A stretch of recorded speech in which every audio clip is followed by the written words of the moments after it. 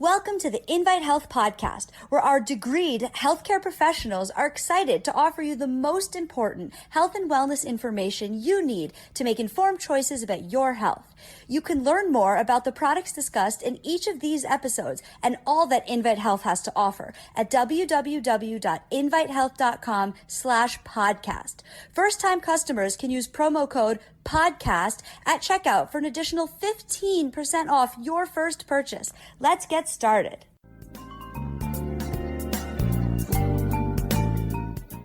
Welcome to part 2 of my podcast episode, Krill or Fish Oils. Pick one and take it. Now, I did say that I prefer krill to fish oils. Either one is great. Either supplement is fantastic if you get a good quality krill or a good quality fish oil. I prefer krill because there's additional ingredients. In fact, in the first part of this episode, which was about 20 minutes, I explained that in krill, you have a combination of ingredients that work as a bulletproof vest for your brain cells later in life, and that's extremely important. I explained that when we're young, we have this powerful, available pool of antioxidants that shields our brain from free radicals. And these antioxidants really start to decline in our 50s, and they're pretty much gone by the time we're about 65. And that's a problem. I mentioned that the brain is a super high energy organ.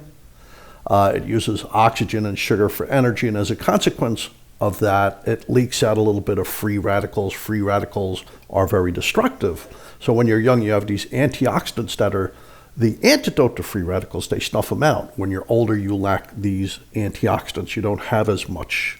And the free radicals tend to worsen in number, and the violence to the brain is not good, and it contributes to true deterioration of brain function and even the onset in some people of dementias and other neurological diseases like the movement disease, Parkinson's disease, which can also be accompanied by Parkinson's dementia. So it's not good. So krill does have an antioxidant for the brain called astaxanthin, this pink antioxidant.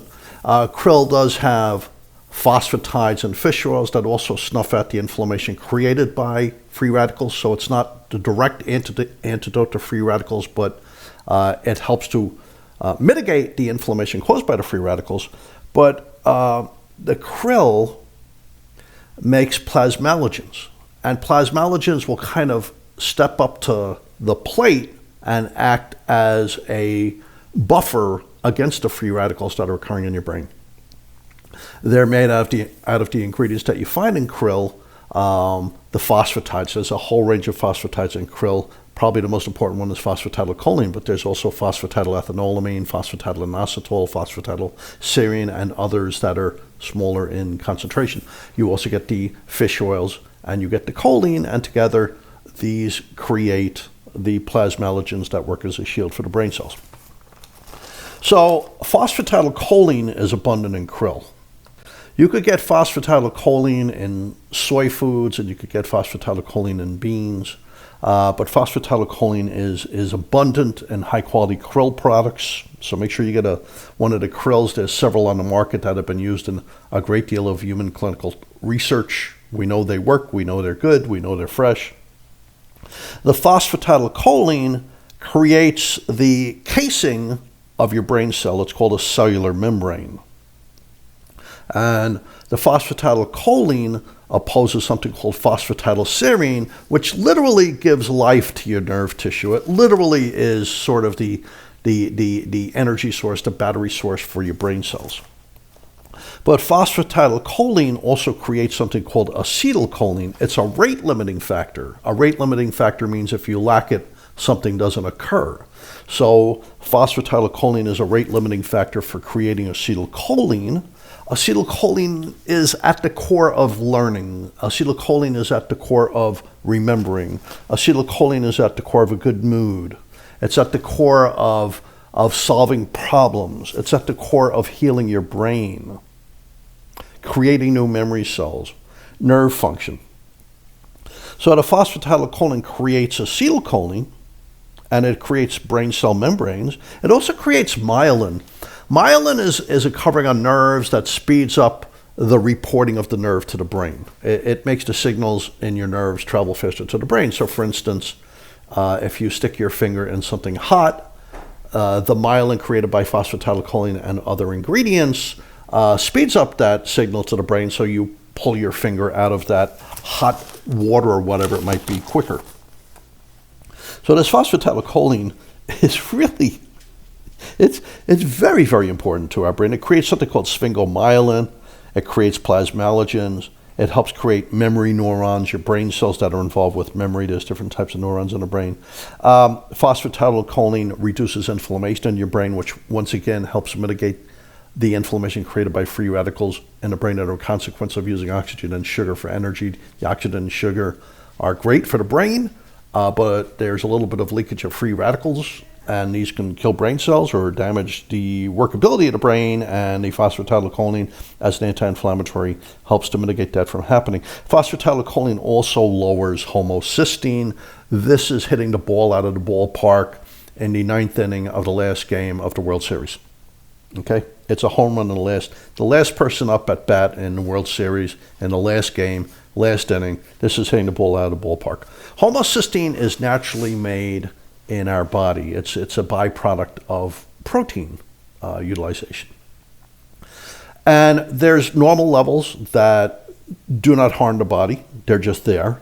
But if it's elevated in the brain, it kind of rots the brain. And in many, many, many studies, it's been connected as a major risk factor for developing Alzheimer's disease. So phosphatidylcholine helps lower homocysteine, which, what else does that? The form of folate that's active, methyl tetrahydrofolate, and also the methylcobalamin form of B12, they all help lower homocysteine levels. So anything that's helping to lower and control homocysteine in the brain is a good thing. Homocysteine in the heart is also not good if it's accompanied by other risk factors for the heart. In other words, it in and of itself in the heart might not be strong enough to damage the heart. It is strong enough to damage the brain, but maybe not strong enough to damage the heart. But if you add other risk factors that damage the heart, such as high blood pressure or elevated blood sugar or elevated cholesterol, elevated triglycerides, etc., then homocysteine becomes dangerous. It kind of adds on to the turmoil created by the other risk factors for the heart. Risk factors are things that are dangerous for the heart. And it just, a consequence of that is there's an additive bad thing going on. 1 and 1 is bad. They're bad. You know, when you have more than one risk factor for the heart, it gets worse and worse the more risk factors you have. So if you're overweight, that's bad for the heart. Or if your blood sugar is high, that's bad for the heart. Or if your blood pressure is high, that's bad for the heart. But if you're overweight and your blood sugar is up, and so is your blood pressure, that's all three of them, that's really bad for the heart if you have all three. So, you know, you want to put down as many risk factors as you can. You want to reduce as many risk factors as you can. So reducing homocysteine can only be a good thing for the heart. Now, the phosphatidylcholine, technically, it increases the density, the number of, and the viability, the ability to survive of alpha-7 nicotinic acetylcholine receptor sites in your brain. This is really important because these receptor sites are important for cognitive functions, including paying attention, including your working memory, all those executive functions that make you get your work done on time and helps you succeed. They also, these receptor sites, they improve cognitive function. So this phosphatidylcholine is doing many good things for your brain. And krill is a great source of phosphatidylcholine. So that's why I take 3 every morning with my breakfast. I want enough phosphatidylcholine in my brain. There's about, phosphatidylcholine works throughout the body, but it's incredibly important for the brain. So it's a phosphatide, and it's a B vitamin called choline. And here's the thing, according to research, American research, 90% of Americans do not get sufficient amounts of choline from their food. It's not found in the healthiest foods. It's in egg yolks. 1 or 2 eggs a day is fine, but it's also in liver and organ meats, etc.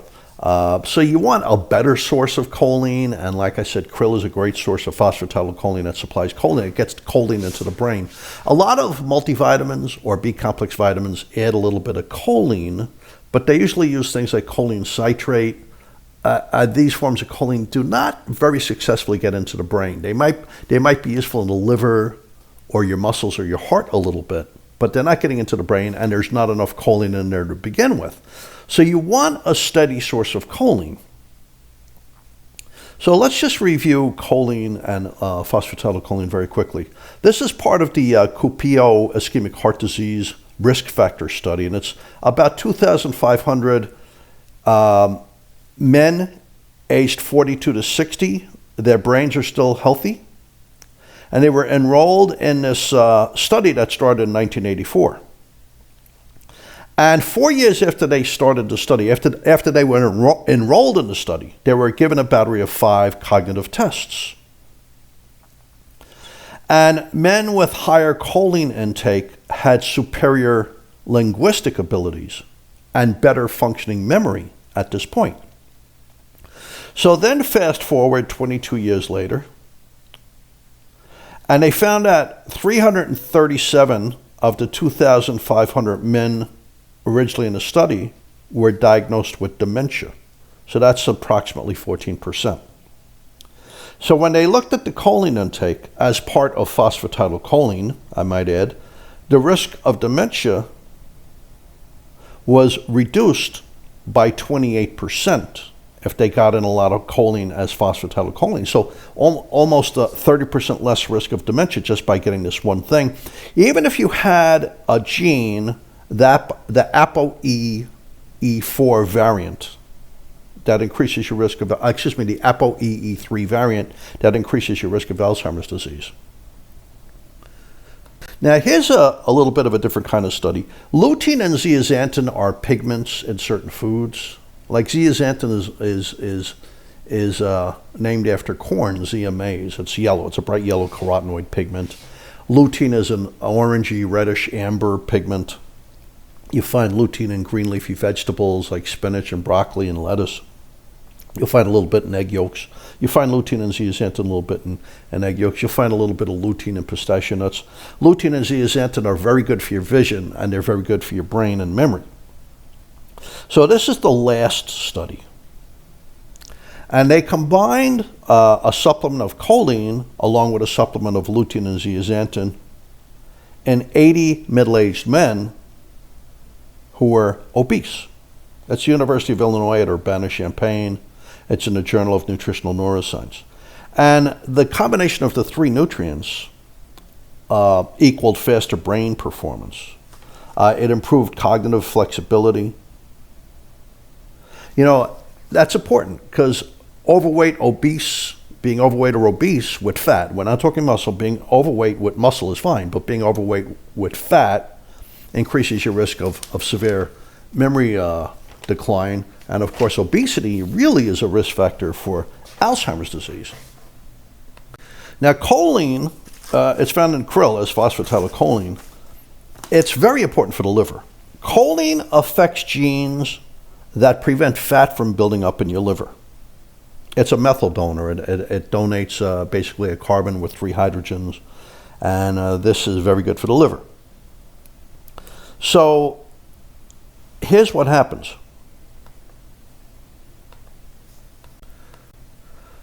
Fat is transported out of the liver by VLDL cholesterol, very low density cholesterol. And you need choline to make VLDL. And if you lack choline, you don't make the VLDL, and the fats wind up trapped in the liver. And these are triglycerides, and the triglycerides become toxic to the liver. They inflame the liver and kill healthy liver cells, and you start to get fibrous scar tissue replacing the healthy cells. And initially, you could just develop something called non-alcoholic fatty liver disease, NASH, which can become fatty hepatitis. Fatty hepatitis. Hepatitis means inflammation of the liver. You don't have to have a virus to get hepatitis. You could have plenty of fat in the liver and get hepatitis. So you could develop fatty hepatitis, or you could develop liver failure, which is called cirrhosis, or you could develop primary liver cancer, which means the cancer exists primarily in the liver. So here's the journal Current Opinions in Clinical Nutrition and Metabolic Care. It's University of North Carolina at Chapel Hill. And it's University of North Carolina Gilling School of Medicine. So it's their medical school.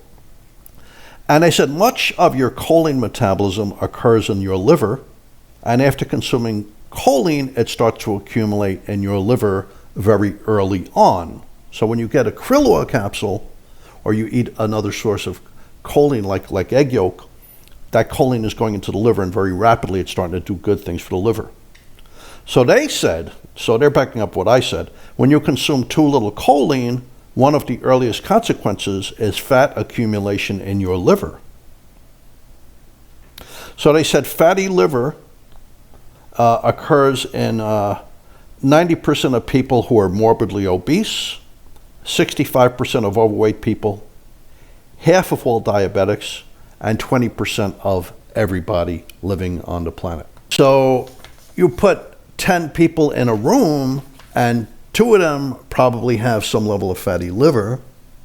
But if they're morbidly obese, or they're diabetic, or they're overweight with fat, it's pretty sure that they're going to. If you put 10 people in a room that are very overweight with fat, 9 out of 10 have fatty liver. If you put 10 diabetics in a room, at least 5 of them have fatty liver. If you put 10 people who like to drink beer and they have a beer belly in a room, 7 of them have fatty liver. So that's not good. So a simple answer to this is just to take 2 or 3, I take 3. I want enough choline in my life. Take 2 or 3 krill oil, high quality krill oil capsules with your breakfast every day, and you're getting phosphatidylcholine, but you're also getting fish oils, well absorbed fish oils. Krill oils are smaller than fish oils. They're easy to swallow. You don't get the fish burps. They're usually very fresh if you get a good one. So a simple solution. Take 2 or 3 krill oil capsules with your breakfast. So I want to thank you for listening today. This is part 2 of the episode. Pick krill or fish oils and take it. Krill or fish oils, pick one and take it. That's the title of this part 2 of the podcast. I'm going to have to do a third part, so I'm going to cut this short at this point. Thanks for listening. You can find all of the Invite podcasts wherever you listen to podcasts for free, or just go to invitehealth.com/podcast. You can also find Invite on Twitter and Instagram and Facebook at Invite Health. This is Jerry Hickey signing off, and I hope to see you in part 3 of this episode. Thanks for listening.